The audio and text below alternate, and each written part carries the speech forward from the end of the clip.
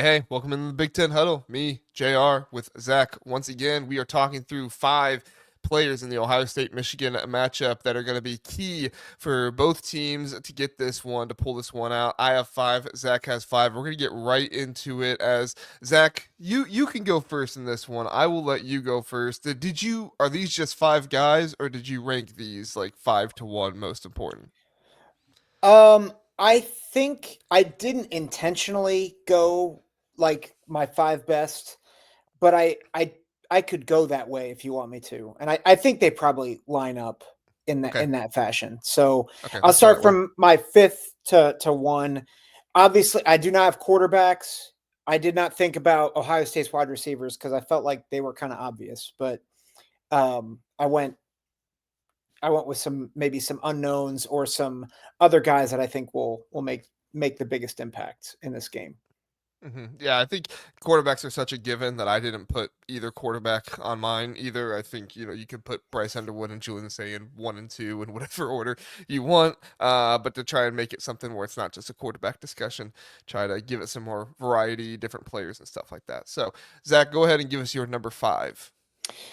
Andrew Marsh, the other number 4 in this game. And I think he plays a very important role.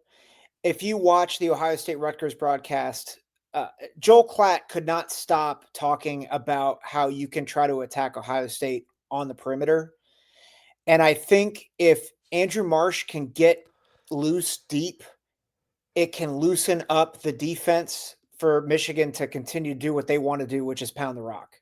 So I think if Andrew Marsh can take the top off this defense, that is a pivotal point for Michigan's offense to be successful in this game. Yeah, if you're Ohio State, you got to put Igmanosin on Marsh and just let him be out there with him all game. I mean, have him follow him around. It's not like Jeremiah McClain or Jermaine McClain or McClain, Jermaine Matthews or anything like that can't guard him, or Sonny Styles or Devin Sanchez, whoever's out there. But Igmanosin's your best cover corner for Ohio State, so you got to put your best guy on their best guy.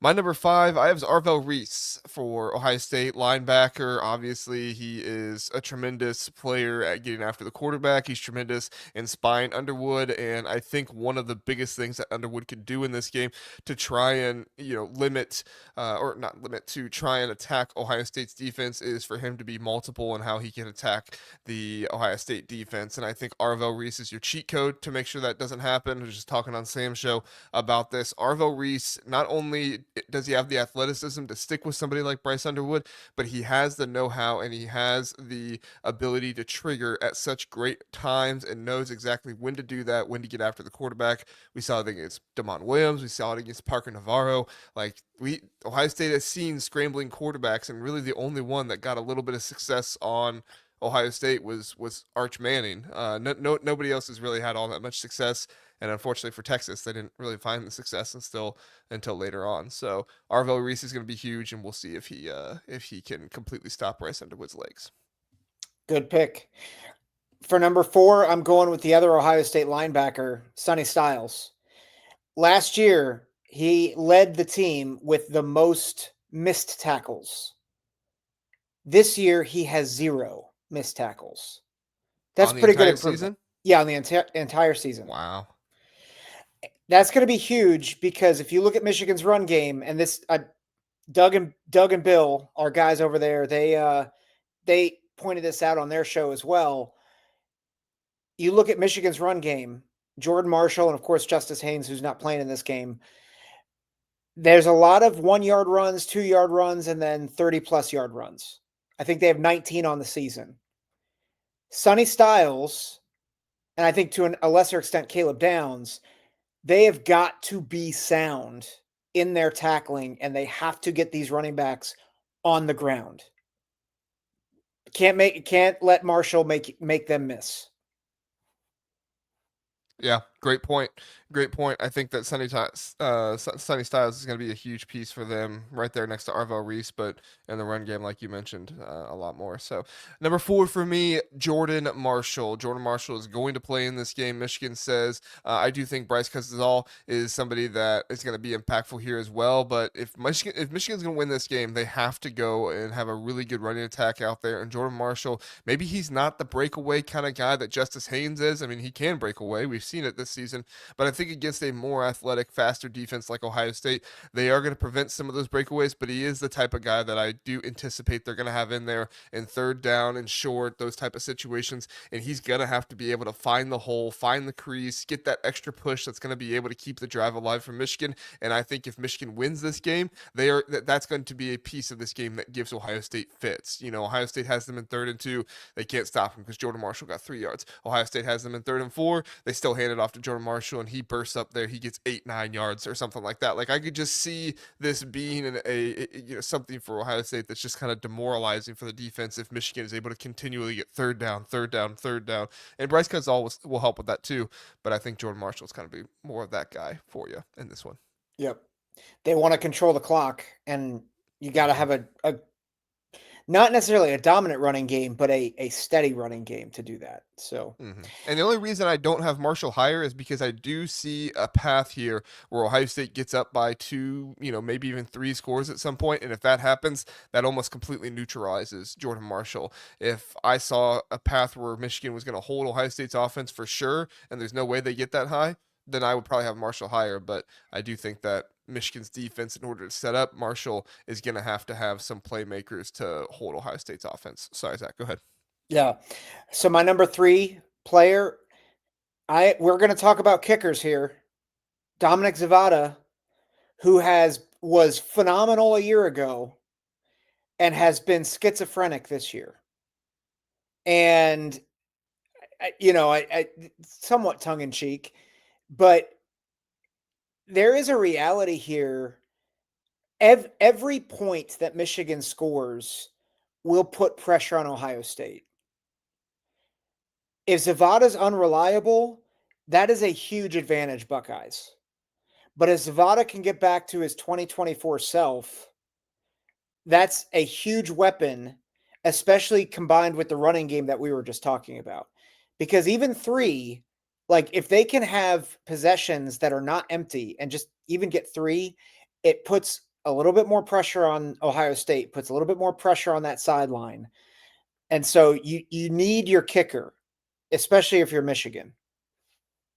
For sure. Yeah. I mean, if you have Dominic Zavada that we saw against Northwestern, and granted, one of those was a 60-yard field goal attempt, but still, you you can't, you know, Sharon Moore can't put him out there for a 60-yard field goal attempt if he's not going to hit it. Could he hit it last year? Sure. I think he could. He may have hit a 60-yarder or close to a 60-yard. I think he hit a 59-yarder last year. But this year, the way it's going right now, I don't think you can trust Zavada in a tight game where Ohio State could possibly get the ball back around midfield to hit one of those kicks. But that's just me. So, all right, my number 3 guy is Bo Jackson for Ohio State, and yes, it's to keep the chains moving, pick up third down, stuff like that. But I also think for Bo Jackson, if he is able to get 1 or 2 of these big runs that Michigan just seems to get on Ohio State every single season, and we've seen more of Bo Jackson with this over the last few games. He got one against UCLA, he got one against Rutgers. Kind of broke away, got a little bit further down the field, and we saw one against Purdue. It was called back, unfortunately, for a block in the back by Jeremiah Smith. But Bo Jackson has shown the ability more this season to be able to get those breakaway runs for 10, 20, maybe even more yards than that. And if he's able to get that against this Michigan defense, that could be one of those situations where it's just demoralizing for them and it really kind of takes everything away. I mean, if Bo Jackson gets a 70-plus yard touchdown run or something like that, that is the kind of stuff that Michigan cannot have happen. And I think I have to put Bo Jackson in there in the top 3 because he has that ability to do it. And if he does do it, I think that almost certainly makes Michigan not be able to win the game. Yeah. Good pick. Good pick. I'll go Ohio State offense for my number 2, Max Clare. Michigan has allowed, I think, several tight ends in the Big Ten their best games. We saw it with Dorian. Dorian Fleming could have had an even bigger game last week. if not for some He had like drops. 2 or 3 drops, I think. Yeah. But the tight end is often open against Michigan. And so Max Clare just coming off his biggest game as the primary target against Rutgers, it's sounding more and more like Jeremiah Smith and Carnell Tate are not just going to play, but are actually maybe healthier than people realize. Apparently, Jeremiah Smith on the Downs to Business podcast said, yeah, he's predicting that they're going to go down as better than Jefferson and Jamar Chase, which I'm like, dude, slow your roll, man. But he's talking pretty confidently. And if you're locked up with those two receivers on the outside, that gives a lot of space for Brandon Ennis, but especially Max Clare to eat. Yeah, I almost put Max Clare on there myself. I do think Will Kazmarek is going to play a big role because of Michigan's edge rusher Jayshawn Barham. So I didn't put him on there just because of all. I thought of Will Kazmarek as well, but that's also a really good point about the tight ends and everything that Michigan has allowed this season. My number 2 guy, and I talked about him in our preview, is Derrick Moore. Derrick Moore is the guy that needs to be the pass rush specialist. That's going to be the one, or that needs to be the one to get to Julian Sayin and make the day tough for him. Even if he's not hitting Julian Sayin, he needs to knock Julian Sayin off of the spot. He's going to be going up against, either Austin Seierveld or Philip Daniels, whoever he goes up against out there. And one thing Michigan does a good job of is they also do a good job of lining up these defensive ends and these edge rushers on tight ends sometimes. So you could see a Derrick Moore get on a Will Kazmarek or somebody like that. And if he gets to that favorable kind of matchup, you could see a difficult day for whoever it is trying to block him. And they also utilize Derrick Moore in a lot of different stunts, trying to move him to the inside to go after one of those guards. If you move Derrick Moore in a stunt and you get him on a Tegra Shabola, I do not like that matchup at all. I think that's one that Derrick Moore wins more often than not. And I think that, if he continues to show his ability to pass rush, it's going to make Ohio State not be able to look down the field as much, which is going to be huge because I'm not super confident in Michigan's, free safety play and stuff like that. I think they have a lot of really good hitters, a lot of really strong guys who can get up in the run game. I don't think they have anybody that can really play deep safety all that well without Rod Moore out there. And Rod Moore is not supposed to play in this game. And I think that's a huge hole for Michigan. Mm, good pick. I think with that, deep edge obviously more. I think Moore has the most sacks out of anybody on either team coming into this game. 9.5 sacks, I believe. Yeah, that sounds right. But in combination, and I kind of cheated here. I went with 2 corners, Zeke Berry and Jair Hill, because they have the tall task of covering, I think, the 2 best players in this game in Jeremiah Smith and Carnell Tate. And the question isn't do they do enough to, like, do they beat them? Like, do they get the best of them? That's not the question. The question is, can they slow them down? Can they be particularly effective in the red zone? Will they be wise about when they commit pass interference? Because that is going to be a part of this game. Because they could let Jeremiah Smith run free and then instead, hey, we're just going to tackle him before he gets any chance to the ball. And that might seem like a stupid penalty, but the reality is that is much better than allowing a 60-yard touchdown down the field. And so it's not just about, do they keep Jeremiah Smith from catching the ball, Carnell Tate from catching the ball. It's knowing the situation, being situationally aware. I think they might actually hold the keys to this game, particularly early, because if they can slow them down and hold them to field goals in the first half, again, it adds pressure, because I think the pathway for Michigan to win is that it's close at half and then Michigan kind of pounds away in the second half. Yeah, no, I think you make a great point there, and that's why I'm going on the exact opposite side of the ball with Jeremiah Smith, because you did see that with Michigan last year. They were willing to go out there and hold on to Jeremiah Smith. I think he had 3 penalties, not against him, but on the player that was guarding him last year in that game, and it made Jeremiah Smith look like his numbers weren't all that great, and made it look like Michigan completely clamped down on him, and they did at times. I don't want to take anything away from Michigan, but they also had a really good strategy of holding and having pass interference, so that way Jeremiah Smith just couldn't get the ball, and in those opportunities, Ohio State didn't always come through, able to score. So it was good strategy by them. But I think, the biggest thing here is that Jeremiah Smith just has to play in this game. And when he plays, he has to get that kind of separation. So that way you don't even give Michigan a chance to be able to go after him and try to foul him or anything like that. Jeremiah Smith is going to have his best route running game of the season, and he's going to have to play. I know he said on the Downs to Business podcast that he's going to play and everything like that.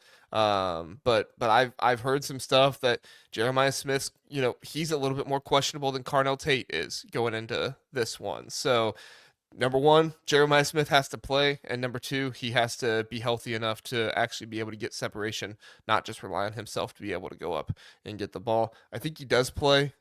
I don't see Jeremiah Smith sitting out of this game if it's his choice. But how healthy is he going to be? How much is he going to be effective and being able to get away from coverage and stuff like that if he's not completely healthy? Who knows? We'll have to see. It's going to be a great game to watch. Zach, any other thoughts on the game before we end the video? I'm ready for this game to get here.